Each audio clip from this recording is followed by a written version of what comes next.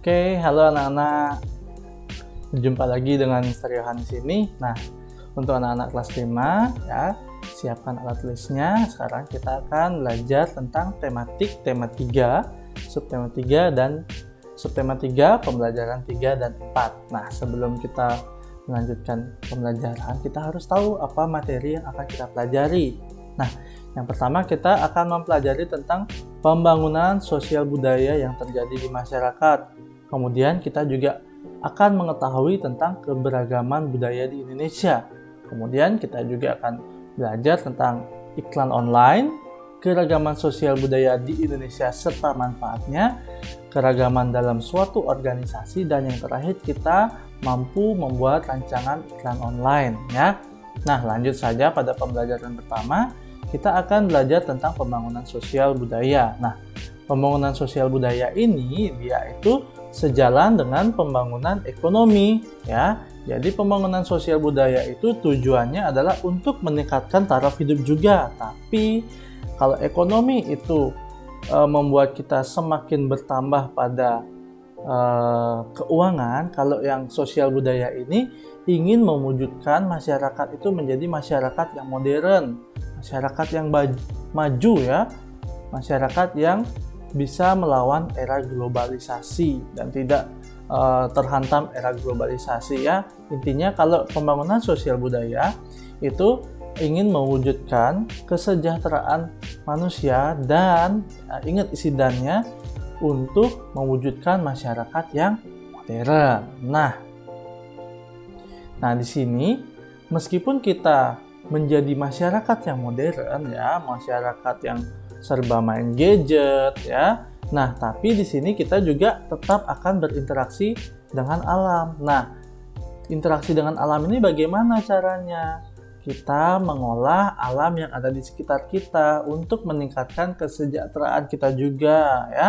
Tapi ingat, kalau kita mengolah alam, kita tidak boleh mengolah dengan rakus, harus bijaksana. Seperti misalkan kita menebang pohon, berarti kita harus menanam satu pohon lagi atau menanam lebih dari satu pohon lagi ya. Seperti itu anak-anak.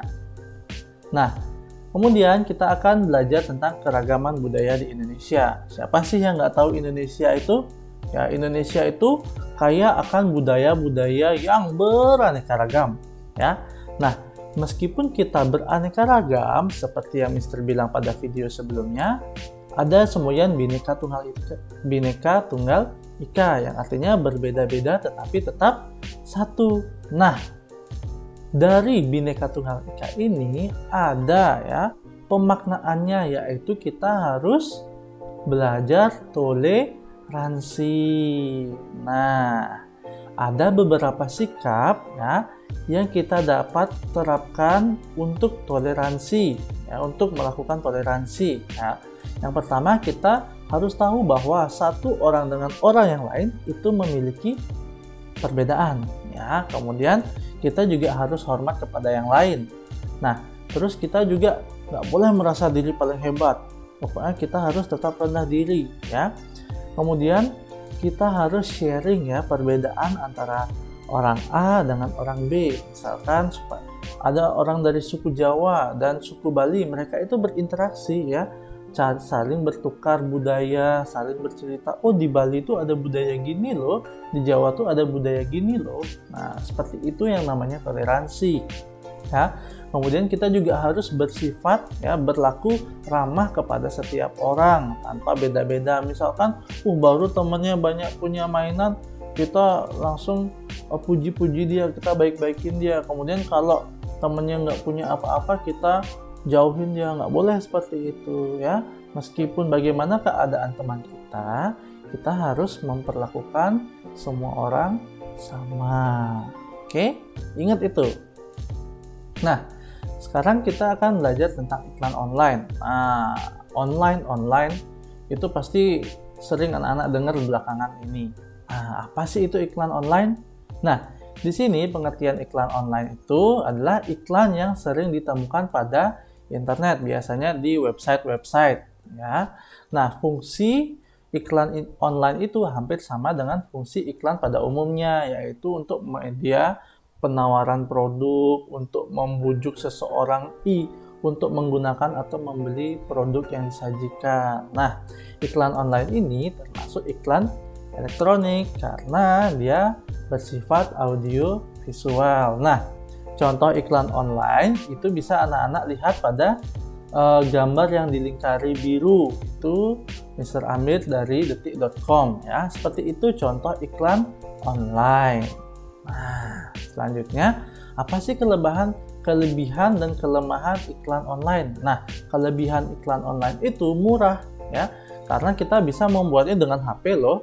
Ya, kemudian aksesnya itu lebih luas. Jadi kalau kita misalkan punya Instagram, kirim di Instagram, kita punya Facebook, kirim di Facebook, atau punya WhatsApp, kirim ke teman-temannya. Nah, itu akses yang dijangkau oleh iklan online itu lebih luas. Nah, terus targetnya juga lebih spesifik. Tapi kelemahannya, nah bagi orang-orang yang belum menguasai teknologi akan sulit untuk membuat iklan online. Nah, kemudian beberapa iklan online itu juga dianggap sebagai mengganggu gitu loh. Ada nggak sih anak-anak yang HP-nya tiba-tiba keluar iklan kalau main game? Nah, itu kan termasuk iklan online yang mengganggu. Kemudian saingannya banyak ya, banyak orang-orang kreatif ya yang terjun untuk membuat iklan online. Nah, seperti itu kelemahan dan kelebihan iklan online. Nah, kemudian kita akan belajar tentang keragaman sosial budaya di Indonesia dan manfaatnya. Tadi sudah belajar pembangunan sosial budaya. Sekarang kita akan belajar keragaman sosial budaya di Indonesia. Nah, keragaman sosial budaya itu adalah keragaman yang dimiliki oleh seluruh orang ya. Coba kita lihat. Kok ada gambar kayak gini? Salah ini bukan keragaman sosial budaya. Ini emang beragam warnanya, tapi bukan keragaman sosial budaya. Oke, salah ini. Coba. Nah, ini baru keragaman sosial budaya ya. Jadi di Indonesia itu banyak banget sukunya. Itu menandakan bahwa Indonesia memiliki keragaman yang kaya. Nah, contoh dari manfaat keragaman sosial budaya di Indonesia, Mister akan beritahu ada 5. Oke, yang pertama, itu kita bisa menumbuhkan rasa nasionalisme. Yang kedua, itu adalah sebagai identitas bangsa, ya, sebagai ciri khas bangsa Indonesia. Yang ketiga, itu mampu memupuk sifat toleransi ya antara budaya yang satu dengan budaya yang lain. Nah, yang keempat ini bisa sebagai ikon pariwisata. Seperti di Bali, ikonnya ada barong, ada Garuda Wisnu ya, ada tari-tariannya, dan yang kelima itu adalah sumber pengetahuan dunia. Jadi kebudayaan itu bisa digali dari mana datangnya, apa saja maknanya ya. Jadi keragaman di Indonesia itu banyak banget manfaatnya, tapi di sini kita hanya belajar 5 manfaat.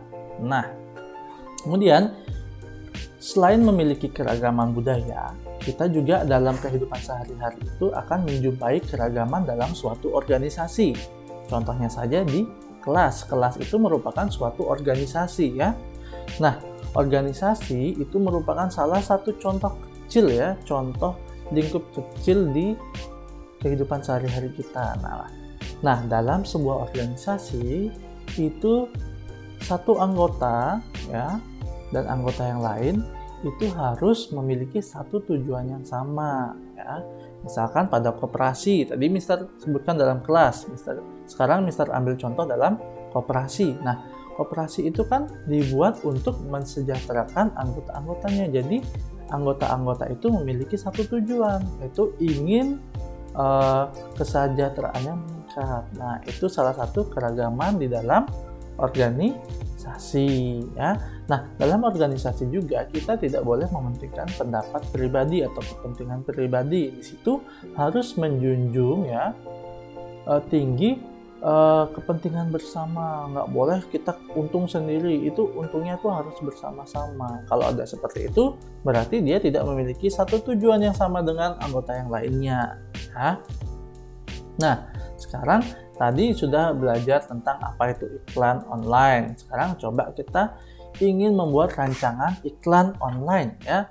Nah, di sini iklan online itu kan termasuk iklan elektronik Ya, nah sekarang kita akan mencoba belajar bagaimana sih cara merancang iklan elektronik. Nah, yang harus disiapkan seperti biasa temanya itu apa sih? Tema iklannya itu apa? Kemudian naskah iklannya itu, kalau iklan online itu kan iklan elektronik itu kan isi ada drama-dramanya sedikit, ada percakapan sedikit. Itu harus disajikan, disiapkan dulu. Kemudian sketsa gambar. Oh, habis yang ini ngapain dia ya, habis ini ngapain dia ya. Nah, seperti itu.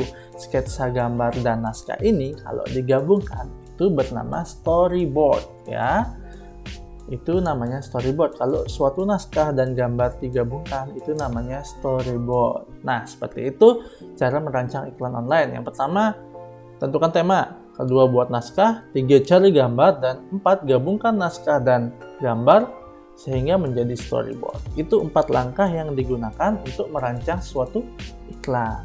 Nah, pelajarannya sudah selesai, materinya sudah selesai. Sekarang, untuk lebih menambah wawasan anak-anak serta lebih mendalami materi yang Mister sajikan hari ini, anak-anak bisa kerjakan halaman 102 buku BOS ya yang tema 3. Ingat ya, buku BOS tema 3 itu dikerjakan pada buku latihan. Nah, yang dikerjakan itu adalah yang pendapat tentang pernyataan keragaman sosial budaya menjadi modal pembangunan nasional. Nah, itu anak-anak jelaskan apa makna, apa pendapat anak-anak tentang kalimat itu. Kemudian anak-anak juga kerjakan yang di bawahnya, yang sebutkan contoh-contoh keragaman sosial budaya yang dapat ditemukan di daerahmu ya.